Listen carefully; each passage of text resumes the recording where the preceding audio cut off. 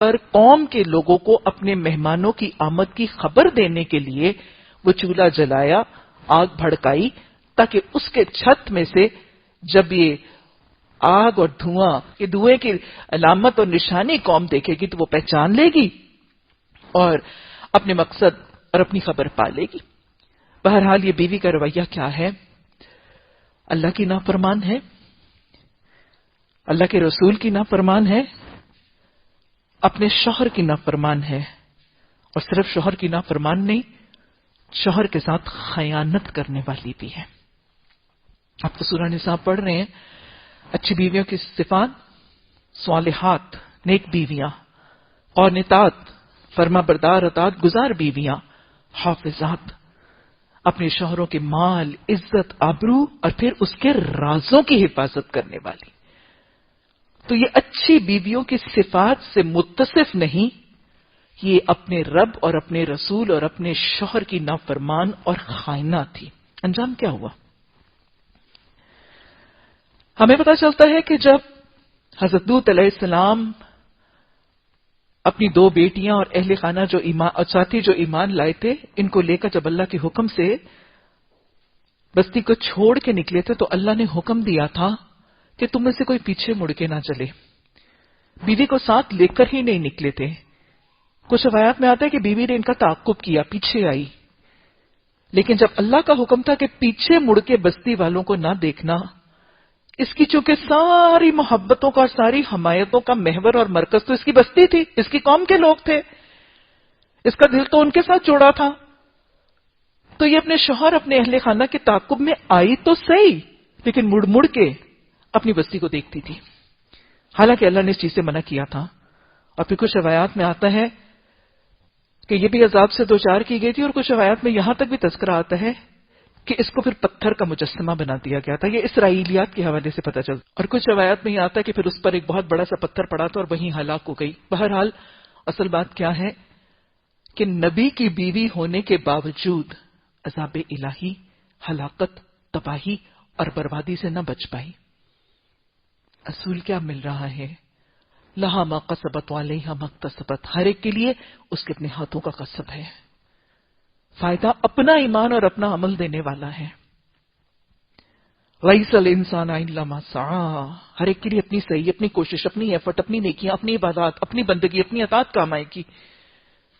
اور پھر یہ بھی اصول واضح طور پر پتہ چل رہا ہے، کسی نیکوکار سے نیکوکار، کسی عبادت گزار سے عبادت گزار، کسی سوالے سے سوالے، یہاں تک کہ نبی کے ساتھ بھی رشتہ، قرب، تعلق نجات کا ذریعہ نہیں بنے گا۔ نجات ہے ان الذین آمنوا وعملوا الصالحات، اسی پر ہی ہے۔ ایمان اور ایمان کے بعد عمل صالح، یہ نجات کا ذریعہ بنے گا۔ وہی بات جس کی آپ نے نشاندہی فرمایا تھا، یا فاطمہ ان کسی نفس کی من النار، اے فاطمہ اپنے آپ کو جہنم کی آگ سے بچا لو، فإنی لا املک من اللہ شیئا، میں تمہارے لیے کچھ اختیار نہیں رکھتا۔ تو یہ واضح طور پر پتہ چل رہا ہے، ہم نے نوح علیہ السلام کا قصہ بھی پڑھا، ہم نے لوط علیہ السلام کا قصہ بھی اب پڑھا اور دیکھ لیا، کسی نبی سے بھی تعلق، اس سے قرب، اس سے رشتہ نجات کا ذریعہ نہیں، نجات اپنا ایمان اور عمل ہی بنے گا۔ اب جب اس خائنہ نافرمان سرکش بیوی نے قوم کو ان 2 نوجوان لڑکوں کے آنے کی خبر دے دی تو ہوا وہی جس کا حضرت لوط علیہ السلام کو ڈر تھا۔ وہ قوم اپنی بے حیائی کے نشے میں، اللہ سبحانہ تعالیٰ قرآن میں فرماتے ہیں کہ ہم تمہیں کیا بتائیں، ان کے اوپر ایک نشہ سا چڑھا ہوا تھا، اس بے حیائی، اس بدکاری کے نشے میں مست وہ اپنی غرض اور اپنی حاجت کو پورا کرنے کے لیے دوڑے چلے آئے حضرت لوط علیہ السلام کے گھر کی طرف۔ اور قرآن کی آیات بتاتی ہیں کہ اس موقع پر حضرت لوط علیہ السلام نے ان کو ہر ہی طریقے سے قائل کرنے کی کوشش کی، تم مجھے میرے مہمانوں میں رسوا نہ کرو۔ پھر انہوں نے منت سماجت سے یہاں تک کہا کہ یہ میری بیٹیاں ہیں، گویا اپنی بیٹیاں یا قوم کی بیٹیاں تک پیش کر دیں، کس معاملے کے لیے؟ نکاح اور جائز تعلق کے لیے۔ نبی کی قربانی کی حد اور انتہا دیکھ لیجئے، اپنی بیٹیاں یا قوم کی بیٹیاں پیش کر دیں کہ ان کے ساتھ اپنے نکاح کر کے اور اپنی جائز خواہشات کی تکمیل کرو اور یہ بدکاری کے ارتکاب سے اور میرے مہمانوں کی ذلت اور رسوائی سے مجھے بچا لو۔ لیکن یہ حضرت لوط علیہ السلام کے دروازے اور کباڑ توڑ توڑ کے اندر گھسنے کی کوشش کر رہے تھے.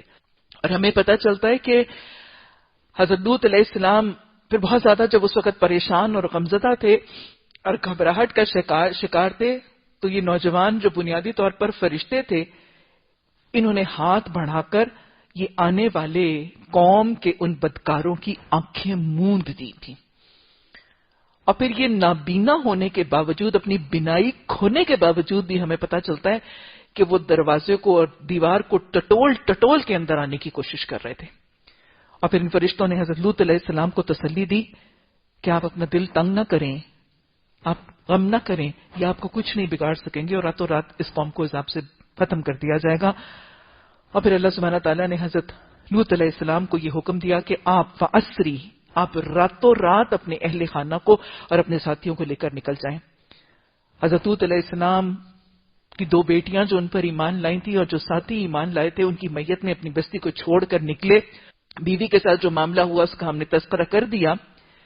اس قوم پر عذاب کیسے آیا تھا؟ زلزلے، اور پھر زلزلے کے بعد آتش فشاں کے پھٹنے سے.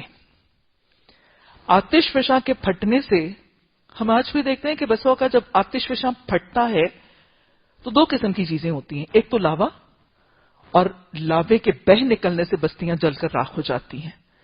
اور پھر جب آتش فشاں پھٹتا ہے تو آتش فشاں کے پھٹنے سے اس کے اندر جو پتھر اور جو سنگریزے ہوتے ہیں وہ بھی دہکتے ہوئے نکلتے ہیں. پکے ہوئے سنگریزے نکلتے ہیں، پکے ہوئے پتھر جو ہے وہ نکلتے ہیں.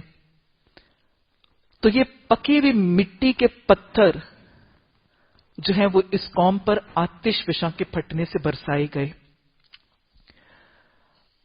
اور کچھ روایات میں یہاں تک پتہ چلتا ہے کہ اللہ کے حکم سے فرشتے نے، کچھ روایات میں پہاڑوں کے فرشتے کا تذکرہ آتا ہے اور کچھ میں حضرت جبریل امین کا تذکرہ آتا ہے کہ اس بستی کے جو صدر مقام کا علاقہ ہے اس کو اپنے ہاتھ پر اٹھا کے الٹ کے زمین پر پٹکا تھا. اور اتنی بلندی اور اتنی شدت اور قوت سے پٹکنے کی وجہ سے وہ زمین کا ٹکڑا جس پر وہ زمین پٹکی گئی تھی وہ زیر زمین بہت گہری ہو گئی. آج وہاں پر بحر مردار اس زمین کے علاقے کی علامت اور بقایا جات کی شکل میں، عبرت کی شکل میں موجود ہے. اللہ سبحانہ تعالی سورہ زاریات کے آیت نمبر 37 میں اور قرآن میں متفرق جگہوں میں فرماتے ہیں وَلَقَدْ تَرَكْنَا مِنْهَا آيَاتٍ بَيِّنَاتٍ، کہ ان کو ہم نے روشن نشانی بنا کے چھوڑ دیا. حضرت لوط علیہ السلام کے حوالے سے پتہ چلتا ہے کہ حضرت لوط اور ان کے ساتھی 40 دن کا سفر کر کے یہاں سے فلسطین حضرت ابراہیم علیہ السلام کے پاس پہنچے، اور پھر پتہ چلتا ہے کہ وفات تک اسی علاقے میں قیام پذیر رہے. آج اس قوم کی باقیات کس شکل میں موجود ہیں؟ بحیرہ مردار، ڈیڈ سی قوم لوط کی آج سب سے بڑی باقیات کی علامت ہے. یہ وہ علاقہ ہے جو ان کے صدر مقام سدوم کا علاقہ تھا. اور آج عبرت للأولی الابصار، بصارت رکھنے والوں کے لیے کتنی بڑی عبرت ہے اس بحیرہ مردار میں کہ آج ہمیں اس بات کا علم ہے کہ اس سمندر، اس علاقے کے پانی کے اندر نمک کی شرح یعنی سالٹ کنٹینٹ اتنی زیادہ ہے کہ اس میں کوئی آبی حیات موجود ہی نہیں ہے. نہ جانور، نہ آبی نباتات، نہ ایکویٹک لائف، نہ ایکویٹک اینیملز، نہ فش، نہ ایکویٹک پلانٹس سروائیو نہیں کرتے ڈیڈ سی میں. سالٹ کنٹینٹ بہت زیادہ ہے. کوئی آبی حیات، کسی قسم کے نباتات، کسی قسم کی مخلوق جو ہے وہ اس پانی میں موجود نہیں ہے.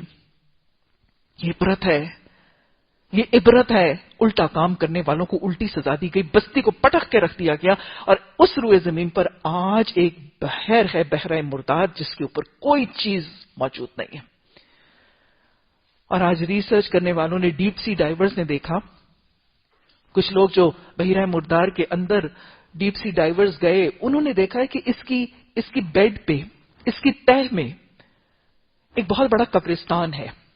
اور اتنا بڑا قبرستان اس کی تہ میں نظر آیا کہ اس میں 20-30 ہزار قبریں ہیں. گویا پتہ چلتا ہے کہ وہ علاقہ جس کے پاس 20-30 ہزار قبروں پر مشتمل قبرستان ہے، اس کے پاس کتنا بڑا شہر آباد ہوگا. اور ویسے بھی بحیرہ مردار کے ارد گرد جو سارا زمینی علاقہ ہے، اس پر آج بھی لاوے سے بنائے جانے والے پتھروں اور لاوے کے سنگریزوں کے اثرات آج بھی اس قوم کے عذاب کی واضح نشانی اور منہ بولتی دلیل ہیں. لیکن بحیرہ مردار کی تہ میں اس قبرستان اور اس شہر خاموشاں کے علاوہ ان کی عمارتوں کی کوئی علامت موجود نہیں ہے. ساری کی ساری عمارتیں ڈھا دی گئی ہیں اور ساری کی ساری قوم برباد اور مسمار کر دی گئی. کسی قسم کی کوئی علامت اس قوم کی تعمیر، ان کی عمارتوں، ان کے کھنڈرات کی شکل میں بہر کیف موجود نہیں ہے.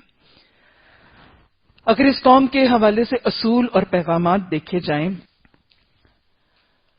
مال کی محبت کا انجام نظر آ رہا ہے.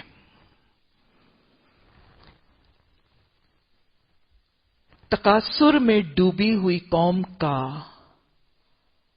انداز اور اللہ کا ان سے انتقام واضح ہو رہا ہے. مال کی محبت کتنی کبھی اور کتنے بڑے بڑے گناہوں کے دروازے آسانی سے کھول دیتی ہے، یہ واضح طور پر سمجھ میں آ رہا ہے. الہاکم التکاثر کی تشریح، انہ لحب الخیر لشدید، کتنا بڑا فتنہ ہے اور یہ کتنے بڑے بڑوں گناہوں کے دریچے اور دروازے کھول دیتا ہے، یہ پتہ چل رہا ہے. حیا کی حفاظت کی اہمیت پتہ چل رہی ہے.